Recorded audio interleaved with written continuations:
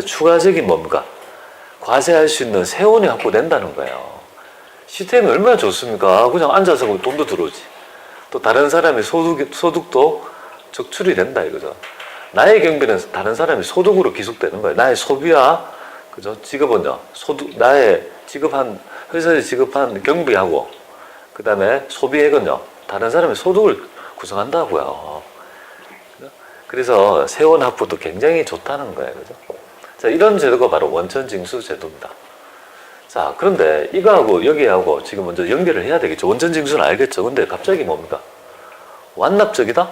이 말이 뭐냐 이거죠. 그래서 원천징수에 대한 종류를 여러분이 좀 이해를 하셔야 돼요. 요거는 이제 구조는 이해하셨고요. 원천징수는 두 가지가 있습니다. 예납적 원천징수하고요. 원천징수하고 완납적 원천징수. 이렇게 두 가지의 원천징수 제도가 있는 거예요. 요 점을 좀 이해를 해야 될 것 같아요. 뒤쪽에 아마 책의 뒤쪽에 원천징수 편에 있는 얘기를 지금 좀 하고 있는데 한번 보겠습니다. 자, 예납적이라는 말은 뭔가 이름하여 뭐라고 되어 있습니까? 예납. 예상해서 납부하고 있다는 말이고 완납은요. 뭔가 이 원천징수로 뭡니까? 완납한다는 느낌이 깔려있지 않습니까? 그래서 완납적 원천징수는 뭐냐면 일정 세금 납부로 과세를 종결하는 원천징수를 얘기합니다. 일정 세금 납부로 과세를 종결한다 이거죠. 일정 세금 납부로 과세를 종결하는 그런 원천징수를 바로 완납적 원천징수를 하는 거예요. 이 완납적 원천징수에 대한 이 개념이 바로 뭐냐면요. 바로 분리과세라고 합니다. 분리과세 한다 하는 말이에요. 요겁니다. 요거를 과세 방법을 좀 배우셔야 될 것 같아요. 얘 왜 태어났는지 한번 보겠습니다. 우리 현재 세율 구조는 누진 세율 구조잖아요. 그럼 소득을 모아가지고 소득을 많으면 많을수록 세금을 더 많아지니까 소득을 모아야 되죠. 그럼 여러분하고 제하고 있죠. 여러분이 근로자라고 가정합니다. 저는 사업소득자라고 가정할게요. 그런데 여러분이 하고 제하고 같이 돈을 벌더라도 지금 여러분들은 소득의 종류가 근로소득자고 저는요 사업소득자가 되는 거예요. 근데 여러분하고 제하고 공통적인 소득이 있습니다. 그게 뭘까요? 이배사 근전기 태양 중에서 공통적인 소득이 뭘까요? 이자입니다. 그죠? 이자. 그죠? 이자. 여기 있는 분도 다 그죠? 이자가 있을 거예요. 그죠? 주민 씨도 이자 있죠? 이자 소득 있어요? 없어요? 없다고요? 아니, 몰라요. 그럼 모르면 통장이 있으면 통장을 딱 열어봐요. 많지는 않겠지만, 많으면 좋은데, 많지는 않겠지만 전부 다 몇십 원에 다 있을 거 아니에요. 그죠? 결산이자에서 그죠? 몇천 원, 몇십 원 있잖아요. 그죠? 그러면 이론적으로는 어떻습니까? 자, 볼게요. 근로소득, 연봉 5천 번다 가정할게요. 근데 이자소득 3천 원 붙었다고 가정할게요. 저도 만약에 연봉이 만약에 뭐 5천이라 가정하면 또 제 이자소득 보니까 어떻게 돼요? 한 5천 원 붙었다 할게요. 그러면 이론적으로 어떻게 돼야 되죠? 제가 연봉을 5천 원 벌었다면 5천이랑 사업소득 5천이랑 이자소득도 3천 원 붙었으니까 뭡니까? 5천 원 붙었으니까 합하면 얼마가 됩니까? 5천만 5천 원이 제 소득이 되는 거죠. 이론적으로 보면 어떻게 돼요? 같이 합해가지고 내야 되잖아요. 그런데 현실적으로 그럼 누진을 하게 되면 우리 소득자의 지금 분포가 약 한 2,400만 명쯤 되거든요. 그러니까 모든 소득자가 전부 다 뭡니까? 합산해서 요만큼을 누진해서 신고를 해야 되는데 그럼 누가 못 버텨요? 세무서가 버틸 수 있습니까? 5월달에 그죠? 한 몇천만 명이 몰려와서 세금 신고하면 되겠습니까? 불가능하다 이거죠. 회사도 안 돼요 이거는. 근로소득이 있지만 다른 소득이 있을 수도 있고 없을 수도 있는 거잖아요. 합산해서 신고해야 되니까 회사 입장에서는 그걸 모른단 말이야. 일단 하기가 너무 번거롭단 말이야. 그래서 뭡니까? 조금 효율적인 제도를 만든 거예요. 그 제도가 바로 완납적 원천징수에서 분리과세. 보세요. 일정 세금 납부로 뭡니까? 과세를 그냥 이 소득은 그냥 세금을 미리 낸 거야. 이거 이 소득에 대해서는 따지지 마. 이렇게 된 거야. 그래서 상용직 예납적 원천징수 중에 가장 대표적인 거 상용직 급여가 되겠습니다. 상용직. 그 다음에 완납적 원천징수의 가장 대표적인 건 일용직 급여 되겠습니다.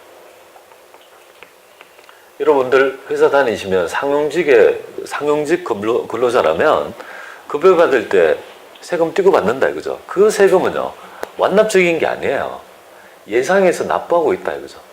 세금은 1년이 되어야지. 우리가 어제 과세기간을 배웠는데요. 어제 여기에 보니까 과세기간은 언제라 했습니까? 영년주의인데요. 1월 1일부터 뭡니까? 12월 31일이다. 이게 원칙이란 말이에요. 그러니까 1년이 지나봐야지 나의 소득이 확정이 되잖아요. 그러니까 지금 내는 세금은요. 예상해서 낼 뿐이다 이거죠. 그럼 나중에 언제? 1년이 다 지난 후에 일정한 기간 그 다음 연도 2월 급여를 지급할 때 연말 정산을 하게 되는 거예요. 그러면 스케줄이 이렇게 됩니다. 얘하고 얘는요. 연말이 지나서 정산을 하는 거예요. 내가 예납적으로 낸 원천징수한 금액하고 정말 내야 될 어제 구했던 결정세액 있죠. 그거랑 두 개를 비교해서 더 낼 건 내고 돌려받을 건 돌려받는 제도가 뭡니까? 연말 정산이 되는 거예요. 근데 일용직 급여는 어떻습니까? 일용직 근로자의 가장 대표적인 분들은 노동일을 하시는 분 있죠. 그 노동일을 하시는 분들이 주거가 안정적입니까?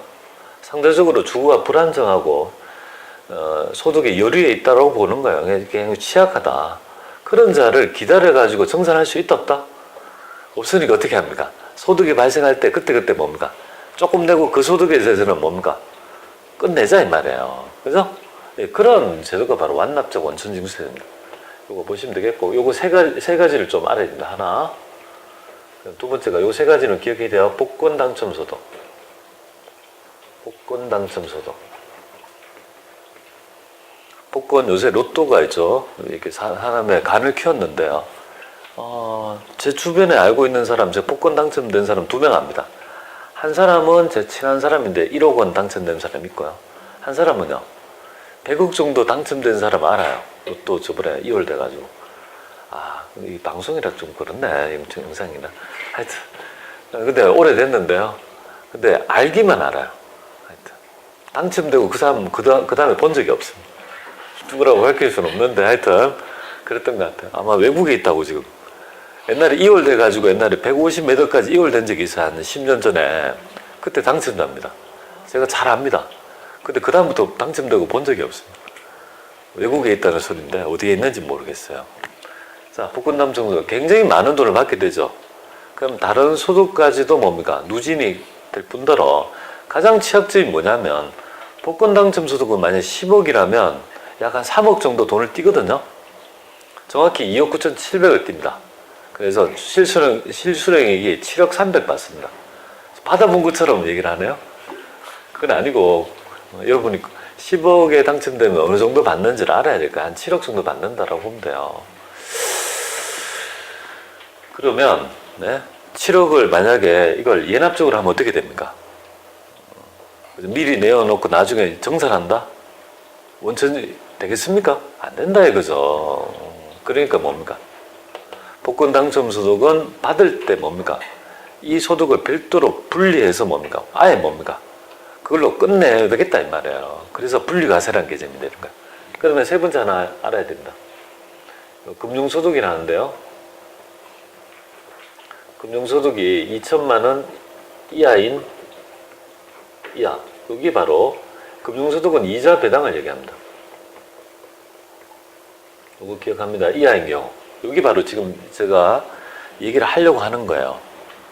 아까 전에 여러분하고 제가 예를 막 드는 얘가 그거예요. 소득이 있고 이자 소득을 합하면 누진을 시키려면 이론적으로는 합산해서 과세해야 되지만 그게 현실적으로 금액도 작을 뿐더러 현실적으로 하기에 너무 힘들다는 거예요. 그래서 과세당국은 어떻게 해요? 이자 배당 소득이 2천만 원 이하인 자에 한해서는요. 돈을 받을 때 일정 세금 내고 분리과세를 함으로써 그 소득을 없애는 거예요. 그죠? 그러면 여기서 2천만 원의 의미를 한번 말씀드려 볼게요. 요새 금리가 2%가 채 안 된다. 그죠? 채 안 되는데 만약에 배당이라면 모르지만 이자만 생각해 보세요. 내가 만약에 이자만 2천만 원을 받을 수 있는 예치 금액이 얼마가 될까요? 얼마를 은행에 예체해서 해야지 1년에 이자가 2천만 될까요? 10억이면 2%면 2천만 아닙니까? 그러면 10억을 은행에다가 오롯이 뭡니까? 투자하지 않고 은행에만 딱 그저 냅둘 수 있는 자의 부에, 그러면 그 사람의 재산을 역으로 하면 얼마인 줄 아세요? 한 100억 정도 된다고 보시면 됩니다. 100억 정도. 10%를 여러분의 재산의 10%를 예금에 넣어놓습니까? 안 해요. 여러분 재산의 10%가 예금에 있으면 그건 대단한 사람이에요. 네, 그죠? 보통 생활비 뭡니까? 자기 집 하나 있고 생활비 뭡니까? 석 달치 생활비 좀 있잖아요. 그죠? 대부분 그렇다 이거죠. 그럼 100억 이상이다. 우리나라의 부자의 기준이 얼마냐면 50억입니다. 50억, 자산이 50억 있으면 재산이 부자다라고 이제 척도가 그렇게 되고요. 100억 이상의, 그죠? 인구수는 0.1%밖에 안 됩니다. 그럼 1%라고 잡을게요. 100억 이상 되는 1%라고 많이 잡아볼게요. 1%다. 그러면 전 국민의 99%는 뭡니까?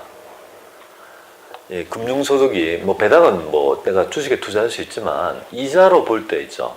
이자만 봤을 때는, 이거 전 국민의 99%는 뭡니까? 2천만 원이 안 된다는 거예요. 그러니까 어떻습니까? 2천만 원 이하에라고 규정함으로써 99%의 사람을 전부 다 뭐예요? 대부분의 사람은 이자는 있잖아요. 그죠? 그걸 다 받을 때 15.4 기억납니까? 15.4, 14%하고 지방소득세 있죠?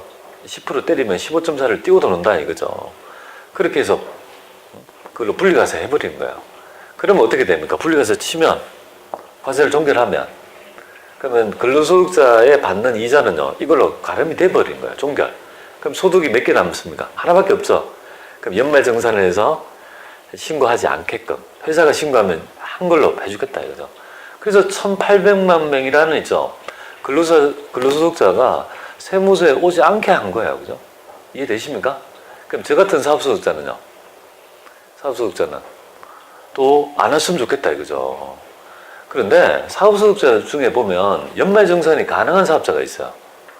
하나의 회사로부터 수수료를 받는 성격인 다단계 판매원, 보험모집인, 그 다음에 우리 학습지 선생님들 있죠. 이런 특징이 뭐냐면 다 사업소득자입니다. 그런 자는 어떻게 한다고요? 그죠? 연말정산을 하게 하고, 제 같은 사업자는요, 굉장히 불특정 다수로 뭡니까? 소득이 가득되니까, 제 같은 사업자는 어떻게 소득이 되는지 모르잖아요. 제 같은 사업자는 5월달에 신고를 하게 하는 거예요. 대신에 직접 오면 싫어해요. 직접 오면 싫어하고 짜증내고요. 홈택스에서 만나면 차비를 10,000원 줘요. 안 오는 혼자 비용으로 20,000원 줘요. 20,000원. 그래서 전자신고 세액공제 20,000원을 깎아주는, 이렇게 해서 과세 행정을 좀 효율적이라는데 자기 편하려고 한다고 편하실 때 그렇게 지금 되어 있습니다. 원천징수 소득세의 근간이 좀 굉장히 중요한 제도가 되겠습니다. 자, 그러면 여기서 여러분들 알아야 될 점은요, 분리과세라는 과세제도가 있다 이거죠. 광범위하게 여기에 뭡니까? 소득이, 그래서 과세당국은 이 분리과세 제도가 너무 좋기 때문에 웬만한 분리과세가 되는 있죠. 소득에 대해서는요, 무조건 적용하려고 해서 굉장히 많은, 웬만하면 원천징수 제도가 있다라고 보면 이해하기 좀 쉬울 것 같습니다. 자, 그 다음에 여기 과세기간인데요. 과세기간. 여기가 원칙이다, 그죠? 과세기간의 예외 한번 볼게요. 예외. 원칙적으로는, 그죠? 1월 1일부터 12월 31일인데 여기 하나 뭐를 좀 적어 놓으면 좋겠네요. 사업의 폐업 등에 영향을 받지 않는다 이렇게 보면 됩니다. 영향을 받지 않는다 이렇게.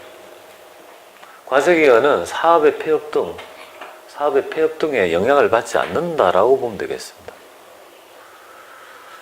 그래서 요거 하나 좀 얘기해 볼게요. 요거는 왜 사업의 폐업 등에 사업 폐업 등에 영향을 받지 않는다 과세기간은 왜 그런지 한번 보죠. 우리 사업자가 10월 10일 날 폐업했어요. 사업을 폐업했습니다. 사업을 폐업했어요. 그럼 과세기간은 얼마입니까? 과세기간은 1월 1일부터 뭡니까? 10월 30일 여전히 그렇다 이거죠. 폐업하고 상관이 없다는 겁니다. 왜 그럴까요? 부가가치세는 폐업에 영향을 줍니다. 폐업을 해버리면 그때까지 끊어버리고 부가치 창출이 일어나지 않는다고 해서 끊어버리잖아요. 근데 소득세는 그렇지 않다 이거죠. 사업장을 폐업한다 해서 과세기간이 변하지 않는다는 겁니다. 이유는 왜 그럴까요? 아시는 분 있나요? 맞습니다. 그거예요. 우리 개인의 소득은 사업소득만 있습니까?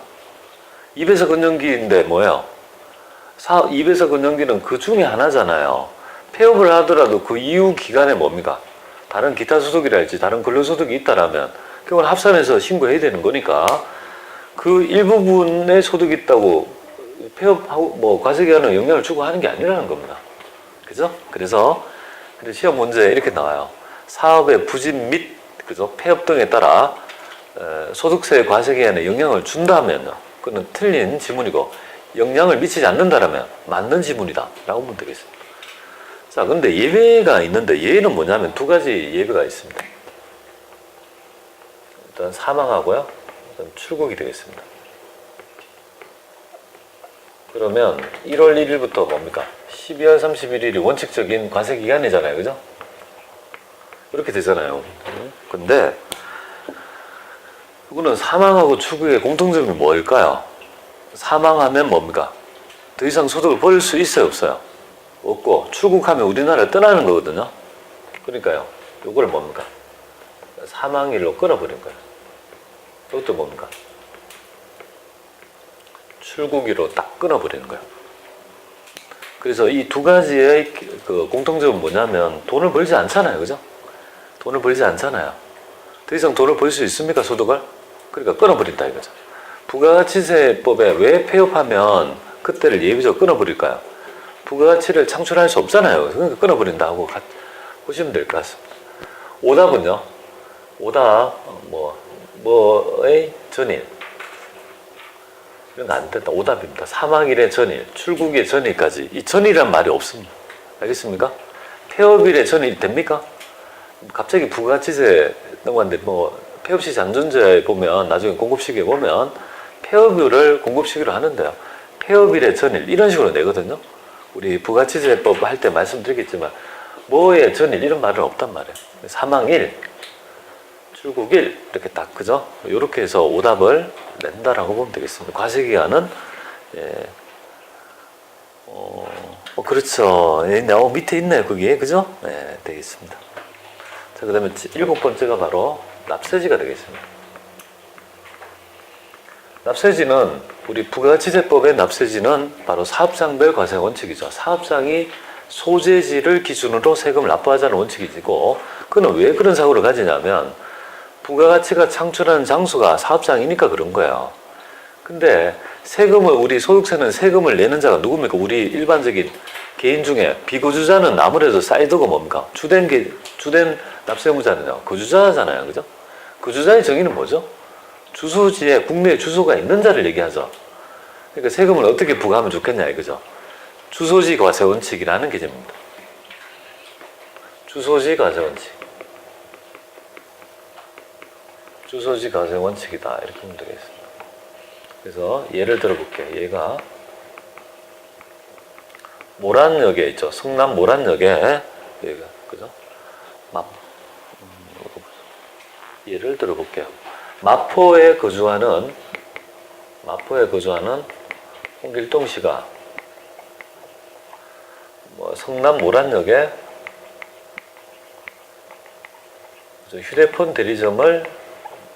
휴대폰 사업을 하고 있다라고 가정합니다. 이해되시죠? 마포에 거주하는 홍길동 씨가 성남 모란역에 휴대폰 사업을 하고 있다. 휴대폰 대리점을 한다. 이렇게 가정할게요. 그러면 휴대폰 대리점에서 창출된 부가치가 있을 거 아니에요. 그죠? 요걸 보면 그럼 요거는 부가치세는 어디 냅니까? 사업장별 과세 원칙이고, 그죠? 사업장별로 과세한다는 말입니까? 부가치세는 어디 내죠? 사업장이 소재한 위치가 뭡니까? 성남이 되니까 성남 세무서에 부가치세를 낸다. 이렇게 보면 돼요. 그럼 이 사업장에서 돈 번 거 있잖아요. 홍길동 씨가 돈 버는 거 있잖아요. 그죠? 요거는 소득세는요. 소득세는 주소지 과세 원칙이니까 해당 주소지가 어디 있습니까, 이 사람은? 마포에 거주하니까 소득세는요. 마포 세무서에 납부하는 이런 있죠 구조를 가진다는 겁니다. 그래서 두 개의 구조를 꼭 좀 알아가지고 여러분들이 챙겨보시면 좋을 것 같아요. 자, 이렇게 하면 납세지 됐고 그 다음에 과세대상 소득 됐죠, 그죠? 그 다음 뒤에 넘겨보세요. 448페이지. 이 전체적인 그림이 보이지 않나요, 그죠? 그래서 여기까지가 우리 소득세의 총칙에 해당되는 기본적 개념이다라고 보면 됩니다. 꽤 중요한 부분을 했어요. 기본적인 베이스를 깔 수 있는 부분을 했던 것 같아요. 자, 이거 이어서 좀 쉬었다가 하도록 하겠습니다.